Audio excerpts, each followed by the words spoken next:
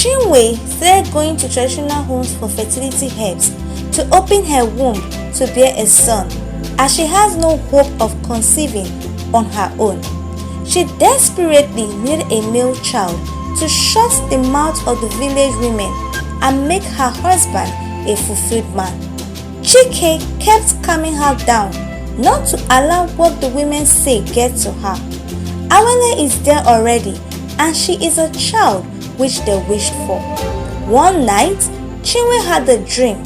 In the dream, the little girl who spoke to her before Awele's conception told her not to worry. Awele is more than a child, a blessing from God to them. Chinwe woke up, but the test to have a male child enveloped her. Her zeal increased when the village king died, and Chike was chosen to be the next king because it's the turn for his family to rule. Awele became so scared that now her fears are coming to pass. Chike a king, and soon he would need a heir to succeed him. She cried day and night, pleading for mercy to speak for her to have a male child. On the day of Chike's coronation, Chinwe was with mixed feelings. Hearing the side talks of the women and Chike now being a king, she just had to fake a smile. A year after his coronation, and Chinwe yet to conceive again, she decided to take the dreaded step which her husband warned her against, to go to the river of conception to ask for a child. She traveled to the village where the river was located without her husband's knowledge. On getting there, she performed all the necessary sacrifices she needed to perform to have a male child.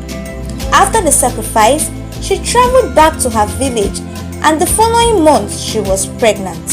Chinwe was filled with joy that at last she is pregnant again and would soon give her husband a male child. 9 months later, she gave birth to a son, and she felt fulfilled. All her attention was on Chibuzo, because to her he was a treasured and special child who she valued so much. Awele yearned for her mother's special attention, but all attention was not given to Buzo. But Chike was always there for Awele. Years passed, and Chibuzo grew up to become a pain to his parents, causing issues upon issues to his parents. His father was even scared of how he would succeed him when he is gone with his naughty behavior.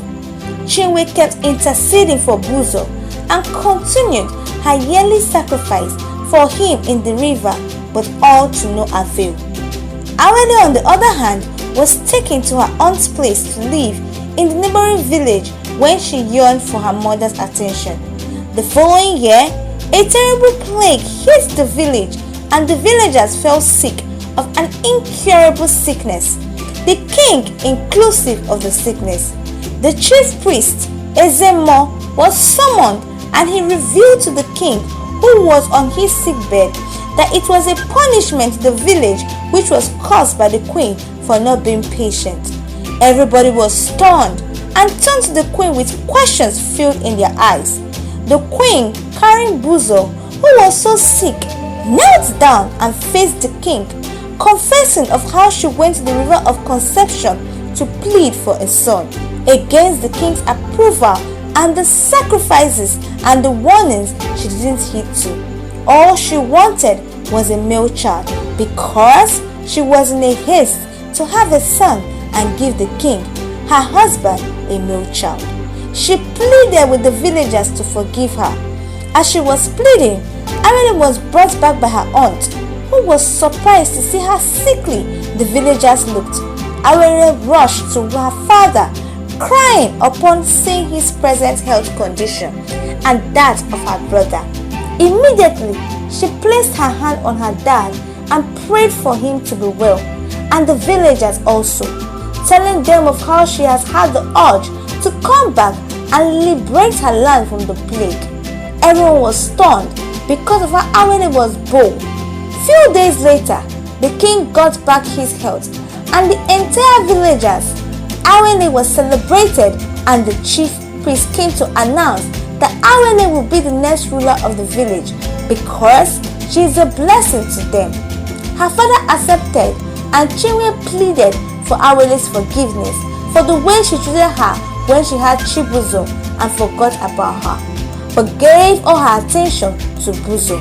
Now she knows a child is a gift from God, no matter the sex. Awele forgave her mother, and they all went to plead with the goddess of the river of consumption to free Chibuzo of all that's troubling him. The river goddess accepted her sacrifices, and Chibuzo was freed.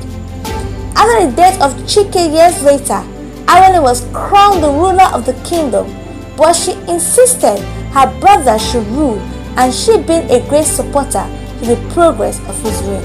Chinwe was filled with pride, saying how Awele has been of great help to her family and the village at large. On her way to the village yearly feast of mothers that year, accompanied with Awele and Chibuzo, she saw a beautiful girl walking close to her, who shook hands with her and smiled, telling her, "Remember, you were once told this child," pointing to Awele, "is a blessing specially given to you by God.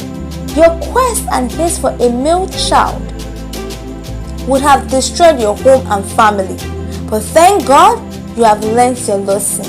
A child is a child, no matter the sex of the child. All children bring joy and wealth." She smiled and walked out. Chinwe remembered her incident with the little girl, looked up to the sky, asked for mercy, and they all went to the mother celebration feast happily and joyfully.